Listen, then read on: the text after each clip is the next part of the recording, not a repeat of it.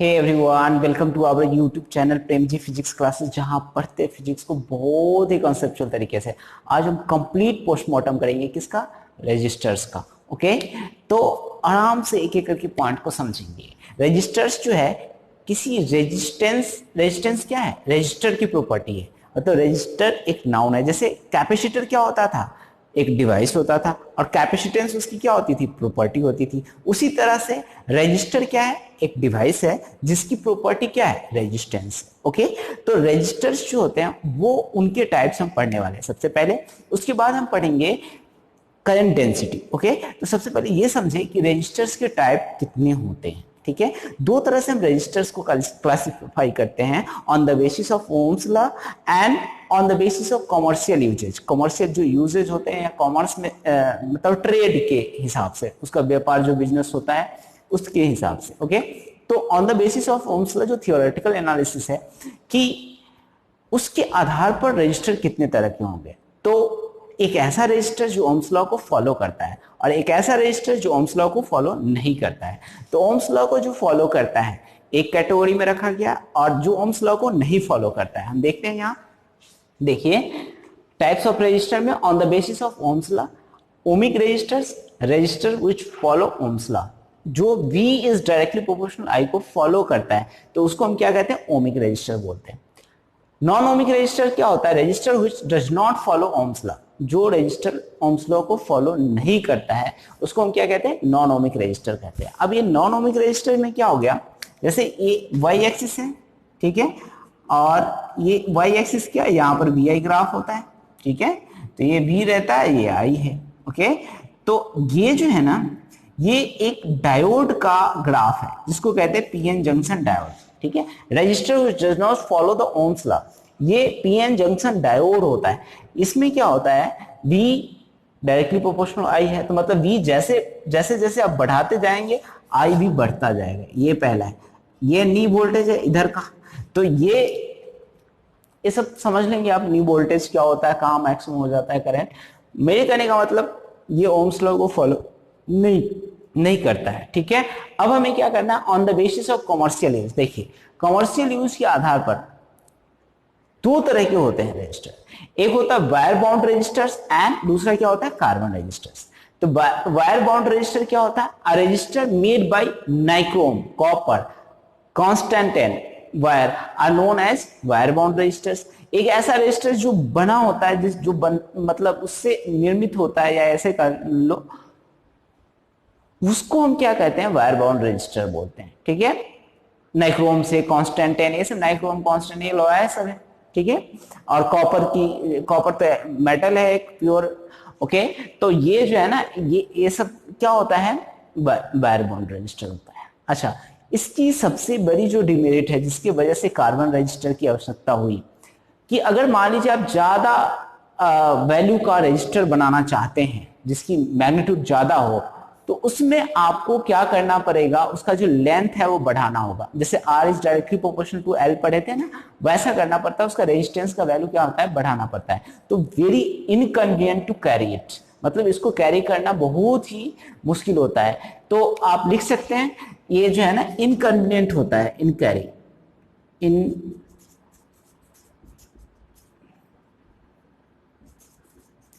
Inconvenient to carry carbon resistors. Carbon resistors को carry करना क्या होता है? इनकन्वीनियंट होता है।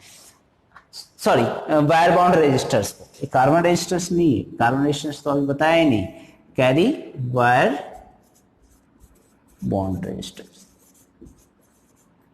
ठीक है, अब देखो कार्बन रजिस्टर क्या होता है? Resistor made by clay of carbon with the help of suitable binding agent, carbon moulds in a cylindrical. देखो सिंपल है, कार्बन रजिस्टर्स जो होता है वो कार्बन का बना होता है। कार्बन का क्ले को हम सिलिंड्रिकल फॉर्म दे देते हैं कुछ गम लगा करके।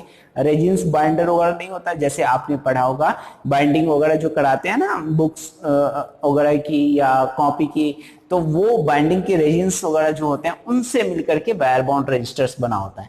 It is mould in cylindrical form at ends of cylinder along its axis conducting leads are connected. देखो ये सिलेंडर के फॉर्म में ऐसे बनाए देते हैं, ये तुम देखोगे, और इसमें कलर भी कर दिया जाता है, इस तरह से सिलेंडर बनाते हैं और इसके बीच में एक कंडक्टिंग लीड्स लगा दिया जाता है, उस वो क्या होता है सर्किट के से कनेक्टेड होता है। ठीक है, तो ये हम कार्बन रेजिस्टर्स ऐसे हैं बनाते हैं। ओके, कार्बन रेजिस्टर्स में ये चीज है कि आप जितना ज्यादा वैल्यू का रेजिस्टेंस बनाना चाहते हैं उतना ज्यादा वैल्यू का रेजिस्टेंस बना सकते हैं। ठीक है, लेकिन इसमें और ये ज्यादा कैरिएबल भी रहता है, मतलब कैरी भी कर सकते हैं, उतना ज्यादा महंगा भी नहीं होता है। ओके, तो हर जगह इसका इस्तेमाल ज्यादा होता है, कॉमर्शियल यूज में इसका ज्यादा यूज होता है। ठीक है, अब हम इसको जानेंगे कि कितना रेजिस्टेंस कैसे है, मतलब सॉरी ये पर्टिकुलर जो कार्बन रेजिस्टर है उसका रेजिस्टेंस कितना है, इसको अगर हमको जानना है तो हम कैसे जानेंगे। ठीक है, तो इसके लिए कलर कोडिंग सिस्टम आता है। ठीक है, इसमें तो हमें पता चल जाता है कि एल लेंथ का वायर होगा, a area of cross section होगा, तो R equal to rho L by A, उससे हम निकाल लेंगे उसकी ओके वैल्यू। लेकिन यहां पर पता करने के लिए आपको कलर कोडिंग सीखना पड़ेगा, एक पर्टिकुलर कलर कोडिंग होता है और उससे आप इसकी रेजिस्टेंस वैल्यू पता करते हैं। सबसे पहले अब हम पढ़ेंगे नॉन ओमिक रेजिस्टर्स कौन कौन से होते हैं, नॉन ओमिक रेजिस्टर्स उसको क्लियर करते हैं, फिर हम कार्बन रेजिस्टर्स की कलर कोडिंग करेंगे। ठीक है, ये यहां से क्वेश्चंस आते हैं। वायर बाउंड रेजिस्टेंस आप जानकारी के लिए रखिए। ओके, ओमिक रेजिस्टर जो V इक्वल टू I को फॉलो करेगा उसके लिए। ठीक है, ओके प्यारे बच्चों, अभी हमने टाइप्स देखी थी, रेजिस्टेंस जो जितने भी तरह के रेजिस्टर्स होते हैं उनके टाइप्स समझा था। अब हम नॉन ओमिक रेजिस्टर्स के एग्जांपल्स याद रखेंगे, उनके ग्राफ्स बनाना याद रखेंगे, क्योंकि आपसे बार बार ये पूछा जाता है नॉन ओमिक कंडक्टर्स या रेजिस्टर्स क्या होते हैं, कंडक्टर्स करके भी पूछता है और रेजिस्टर्स करके भी। ठीक है, तो कंडक्टर्स रेजिस्टेंस तो ऑफर करते ही है ना, तो रेजिस्टर्स उसको बोलते हैं।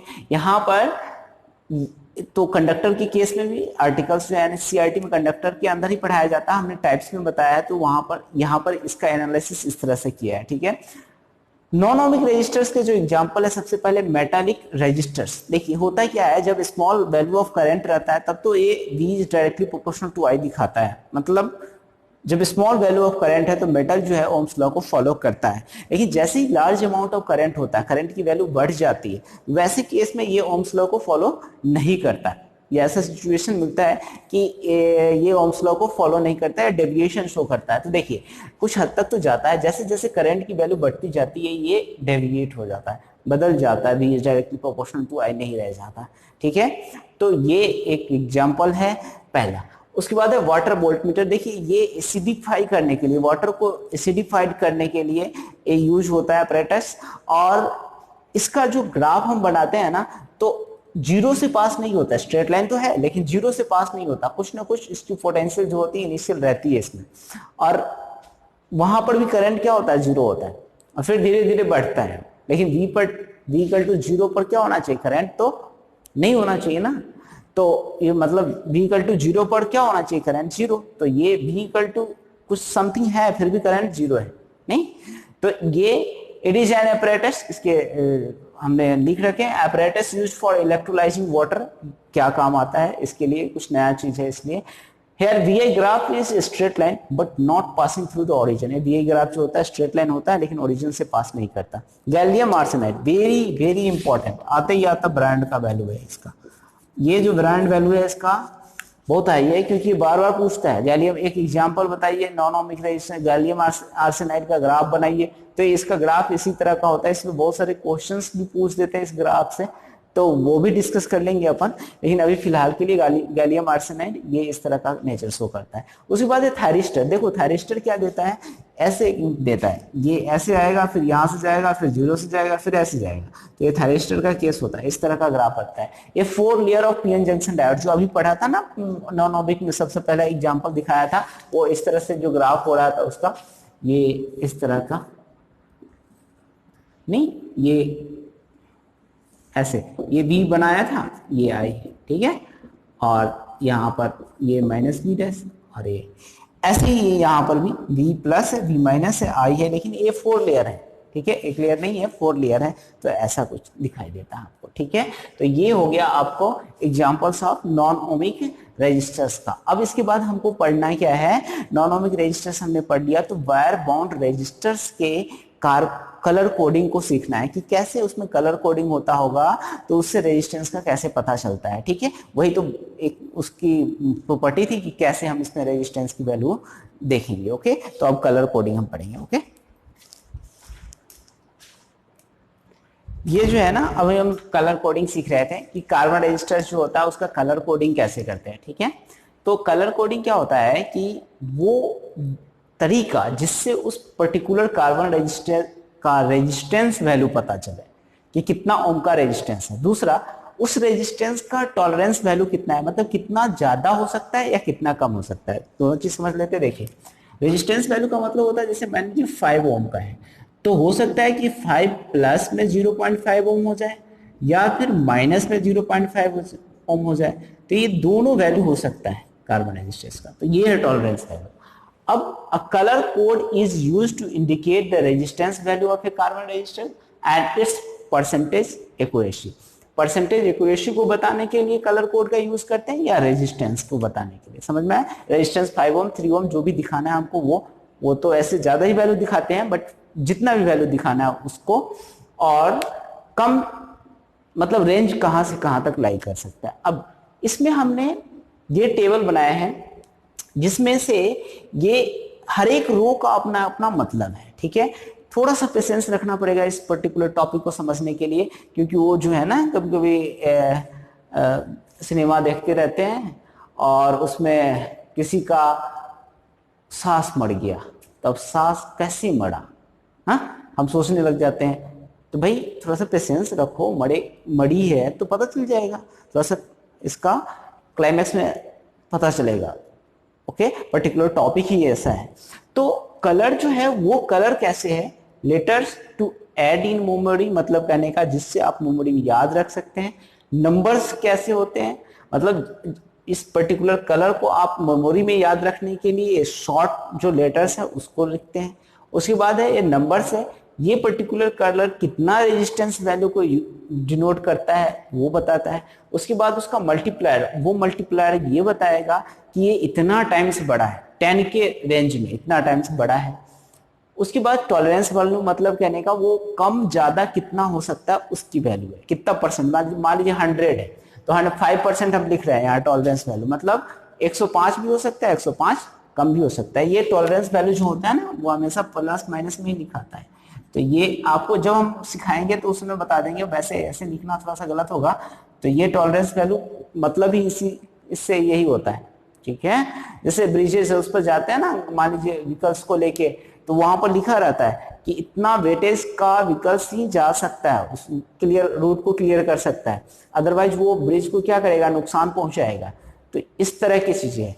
अब देखो होता क्या है, कलर क्या है, black, brown, red, orange, yellow, green, blue, violet, grey, white, gold, silver, no fourth band कहने का मतलब चौथा कलर कोई न प्रेजेंट हो, ठीक है। आपको 4 कलर तक पढ़ना है, तो हर एक मतलब 4 1 2 3 4 कलर में हर एक कलर का अपना अपना वैल्यू होता है, और उससे हम रेजिस्टेंस वैल्यू निकालते हैं। तो देखिए, ये तो कलर हो गया। लेटर्स टू ऐड, इस पर्टिकुलर लेटर्स को याद करने का क्या तरीका है, देखिए एक ना सेंटेंस बना लेते हैं और उसे याद रखते हैं। B Roy ROY, Roy of Great Britain has very good wife, मतलब बीबी रॉय ग्रेट ब्रिटेन के बीबी रॉय के पास बहुत अच्छी वाइफ है, कि बहुत अच्छी वाइफ है। Who always demands gold silver, जो हमेशा क्या मांगती है, गोल्ड सिल्वर। अब देखो, बी से ब्लैक, बी से brown, B Roy red, Roy जो है ना उसका ओ ऑरेंज बताता है, येलो वाई बताता है, ग्रेट ब्रिटेन ग्रीन बताता है, ब्लू जो है ना वो B, violet very good wife, तो very violet, good grey, white wife को डिनोट करता है तो white, gold silver, gold and silver. Gold की टॉलरेंस वैल्यू 5%, सिल्वर कोई रेजिस्टेंस वैल्यू नहीं है, कोई नंबर नहीं, कोई मल्टीप्लायर नहीं, सिर्फ टॉलरेंस वैल्यू को बताने के लिए gold, silver and no fourth वैन आता है, ठीक है। इसके तो कोई सिंबल होते नहीं। अब देखो इसको मैंने यहां पर लिखा रखा है, how to remember B Roy of Great Britain has very good, या हैड लिख लो, हैड याद रख लो, थी very good wife who always demands gold silver, जो हमेशा क्या मांगती थी, gold and silver. First significant figure देखो, अब इसको लिखने का तरीका ये एक सिलेंडर कार्बन रजिस्टर है, इसमें हम बताएंगे आपको रेजिस्टेंस कैसे लिखते हैं। पहले ये समझ लीजिए, ये आपको याद रखने का तरीका बता दिया, BB Roy of Great Britain had very good wife who always demands gold silver. इससे आप इस कलर को याद रख सकते हैं। इस कलर में कंफ्यूजन कहां कहां होता है, एक बीबी रॉय है तो इसमें पहले ब्लैक आएगा कि पहले ब्राउन आएगा, इसमें कंफ्यूजन होता है। ब्लैक में 0 आता है और ब्राउन में 1 आता है, तो उसमें कंफ्यूजन होता है। देखो उसको याद रखने का क्या तरीका है कि ब्लैक ब्राउन, ठीक है, उसका जस्ट पास वाला लेटर देखो, तो ब्लैक जो है ना अल्फाबेट में, ABCD अल्फाबेट में L पहले आता है और R जो होता है वो बाद में आता है। तो जो पहले वाला आता है ना L, उसको पहले लिख लेना है, और बाद वाला जो R है बाद में आता है लेटर अल्फाबेट में, तो उसको बाद में लिख लेना है, ठीक है। यहां पर एक कंफ्यूजन होता है बड़ा शुरू में, ओके। उसके बाद दूसरा आता है very Roy of Great Britain has very good wife. अब ग्रेट और जी है दोनों जगह, ठीक, great Britain has very good wife. अब ग्रे भी याद रखना है तुमको, ग्रीन भी याद रखना है, ठीक है। तो इसको कैसे याद रखोगे ये तुमको देखना है कि ग्रीन पहले आएगा या ग्रे पहले आएगा। तो इसमें देख लो कि तुम्हारा एक तरीका है याद करने का कि नंबर ऑफ डिजिट जो है ना, इसमें सबसे पहले इसका है और ग्रे बाद में है, ठीक है, कम नंबर ऑफ डिजिट वाले हैं। तो इस वैल्यू को हम नीचे ले लेंगे और ये ग्रीन वाले वैल्यू को हम क्या करेंगे, ऊपर ले लेंगे, ठीक है। तो ये वाला वैल्यू, या फिर तुम ऐसे कर सकते हो इसको रिलेट करने के लिए, ग्रीन में 5 है और ग्रे में लेटर्स 4 2 8 है, इससे मल्टीप्लायर में आएगा, मतलब 4 ट्वाइस मल्टीप्लायर में आएगा। और ग्रीन में चूंकि 5 है तो 5th पोजीशन उसका फिक्स, एक का फिक्स हो गया तो दूसरा अपने आप फिक्स कर लोगे कि वो 4 डिजिट है तो 8th पोजीशन में आएगा। तो जी के साथ भी लफड़ा खत्म। मतलब ये याद रखने में ये सब बाधाएं आती है, ये सब प्रॉब्लम्स आती है, ओके। अब उसके 0 1 2 3 सब ये नंबर्स है, ये मल्टीप्लायर है, 10 टू द पावर 0 1 2 3 ये सब मल्टीप्लायर है। अच्छा, अब ये यूज कैसे होगा ये समझना है। मान लो ये सिलेंडर है, ये रेजिस्टेंस वैल्यू है, इसको थोड़ा सा एक काम करता हूं मैं और बड़ा सा लिखता हूं ताकि तुमको और समझ में आ जाए। ये तो टॉलरेंस समझ में आ गया ना, तो इसको थोड़ा सा रख कर देता हूं और इस वाले वैल्यू का यहां पर थोड़ा सा बड़ा मैग्नीफाइड करके लिखते हैं। जैसे देखिए ये है S, ठीक है। अब ये सिलेंडर है और ये सिलेंडर को, ये कौन सा सिलेंडर है, कार्बन। इसका पहला सिग्निफिकेंट फिगर है, जैसे मान लीजिए पहला सिग्निफिकेंट डिजिट डिसाइड होता है, जैसे पहला कलर क्या है, B है, हम यहाँ पर B का मतलब समझते हैं ब्लैक, ठीक है। या फिर आप सुविधा के लिए एक डिजिट वाला लेना चाहते हैं तो आप ब्लू रख लीजिए, ठीक है, ब्लू, ओके। अब रेड ये है और ये जो है ना कलर, ये है येलो, ठीक है, और ये है गोल्ड, ठीक है, gold, okay, gold and silver, okay. तो देखिए blue, red, gold and yellow and silver. देखिए इसमें पहला जो है ना, ब्लू जो है पहला सिग्निफिकेंट नंबर है। अब इसका हमको लिखना क्या है, रेजिस्टेंस वैल्यू। तो देखिए आर रेजिस्टेंस लिखना है, पहला सिग्निफिकेंट फिगर ये देगा, ठीक है, फर्स्ट सिग्निफिकेंट फिगर, इसको कहते हैं फर्स्ट सिग्निफिकेंट फिगर। तो फर्स्ट सिग्निफिकेंट फिगर देगा। अब देखिए फर्स्ट सिग्निफिकेंट फिगर ब्लू है, ब्लू कौन सा रेंज में आएगा, देखिए ये देखिए ब्लू है 6th पोजीशन, तो 6 वाला ये लिख ली। आपको जब याद नहीं है तो BB Roy of Great Britain has very good wife ऐसा करके याद रख लीजिए। 6 नंबर ये हो गया। अब रेड है, रेड में कौन सा पोजीशन है, 2 नंबर, तो ये 62 है, ओके। येलो आपको मल्टीप्लायर में आएगा 10 का, वो कितना है मल्टीप्लायर, ये लो 10 की पावर 4, ओके। एंड गोल्ड ये मल्टीप्लायर का काम करता है, 10 का multiplier, first significant figure first colour, second significant figure second colour, and multiplier of 10 जो है वो थर्ड है। और उसके बाद गोल्ड एंड सिल्वर है, तो गोल्ड की वैल्यू जो है ना, गोल्ड वो ±5%, तो ये आपको 5% की वैल्यू देती, बस हो गया।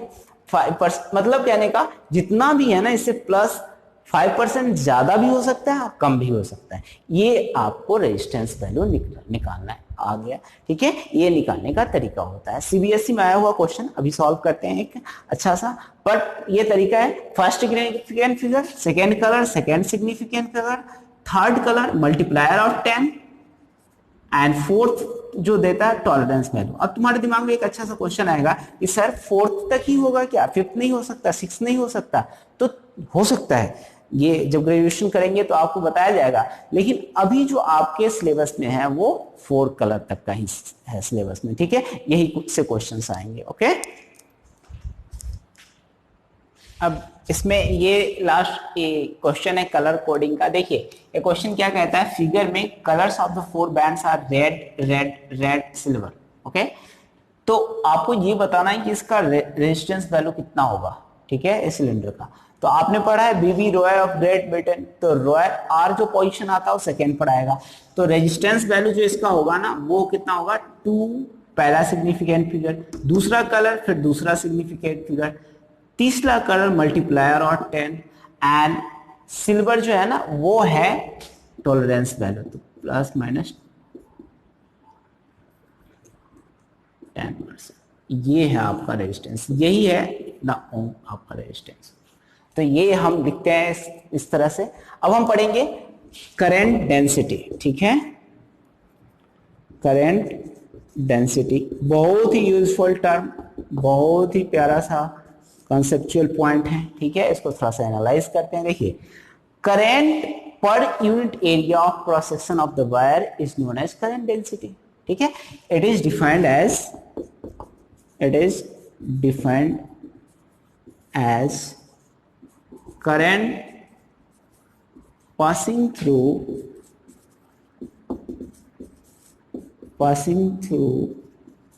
unit area of cross section,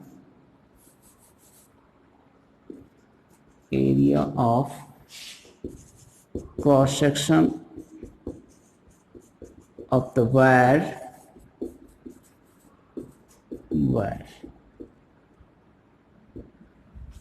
It is defined as the current passing through unit area of cross section of the wire. अब unit area of cross section का मतलब क्या हो गया, J = I/S, यही। अब ये होता है एक वेक्टर क्वांटिटी, करंट डेंसिटी क्या है, वेक्टर क्वांटिटी है। तो जैसे इसको वेक्टर लगाइएगा तो आपको यहाँ पर ए कैप लगाना पड़ेगा, ये क्या होगा, एरिया वेक्टर क्वांटिटी के रूप में यहाँ ट्रीट होगा। मतलब कहने का, इसको जैसे ही आप ये करेंगे कि आपको एक given area of cross section में, ये आपको दिया हुआ है एरिया इस तरह से, ओके, और थोड़ा सा इसको और बना लीजिए, इस तरह से दिया हुआ है और इससे करंट पास हो रहा है, तो ये करंट है I है, ठीक है। तो I/S को क्या लिखते हैं, J लिखते हैं, I/S को क्या लिखते हैं, J लिखते हैं। अब देखिए यहां तो ठीक है, ये I = हम लिख लेते हैं J/S, ओके। लेकिन ये जब सर्टेन एंगल बनाने लगता है, area of cross section is making some angle when, ये तो प्लेन एरिया है, ठीक है, ये प्लेन एरिया है, but when area of cross section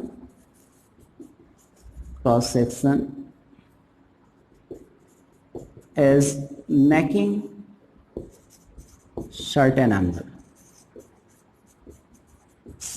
angle बनाता है, तो एंगल जैसे ही बनाएगा तो क्या बनाएगा, जैसे देखिए ये ऐसे हो जाए, मान लीजिए कैसे ऐसे, तो एरिया जो है ये डायरेक्शन हो जाएगा, बट पर यूनिट एरिया है इस तरह से, ये करंट ऐसे पास कर रहा है तो ये थीटा है, तो S cos थीटा हो जाएगा, ये वाला डायरेक्शन, ये करंट तो ऐसे पास कर रहा है ना, जितना भी करंट होगा वो इस तरह से पास करेगा, ठीक है।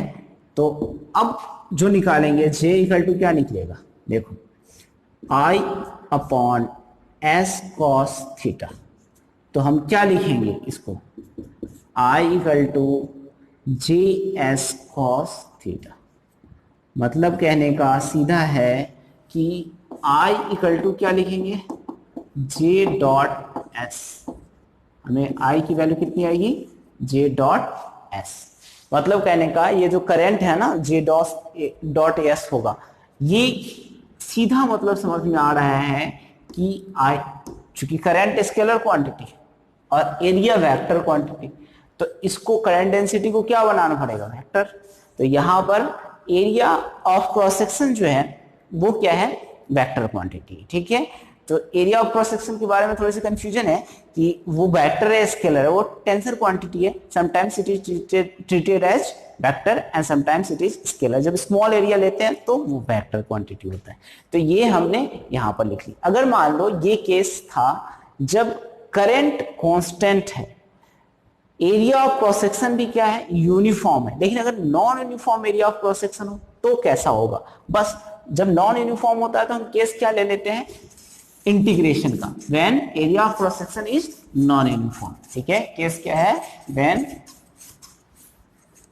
यहां पर लिख लेते हैं व्हेन, तो उस केस में करंट डेंसिटी क्या होगा, वेरिएबल होगा। When area of cross section is non uniform, अगर नॉन यूनिफॉर्म हो तो उस वाले केस में हम अगर निकाले क्या, आई की वैल्यू निकाले तो आई इक्वल टू जे, अगर मान लीजिए हम यहां करें तो जे डॉट डी एस, ये छोटा सा डी आई की वैल्यू अभी ले लीजिए, डी आई, ओके। अब जे डॉट डी एस हो जाएगा और यहां पर ये डी आई है 0 से आई, और ये J dot D S, okay. यहां पर इसको हम लिख सकते हैं I equal to J dot D S. अब इसमें जो भी एंगल है वो लगा लीजिए, मतलब हमें इंटीग्रेशन के फॉर्म में ये लाना पड़ेगा, ठीक है। तो समझ में आया लॉजिक। सबसे पहला ये जो समझे हैं कि current density is a vector quantity, ये समझ में आया। क्योंकि अगर एरिया को हमने वेक्टर बनाया है, यहां पर वेक्टर है एरिया, तो करंट डेंसिटी क्या है, अगर स्केलर रहेगा तो करंट क्या हो जाएगा, वेक्टर। तो यहां पर करंट डेंसिटी क्या है, this is a vector quantity. दोनों को हमें डॉट प्रोडक्ट करके क्या निकालना है, स्केलर क्वांटिटी निकालना है, इस वजह से, ठीक है। तो ये हो गया तुम्हारा कंप्लीट एनालिसिस करंट डेंसिटी का।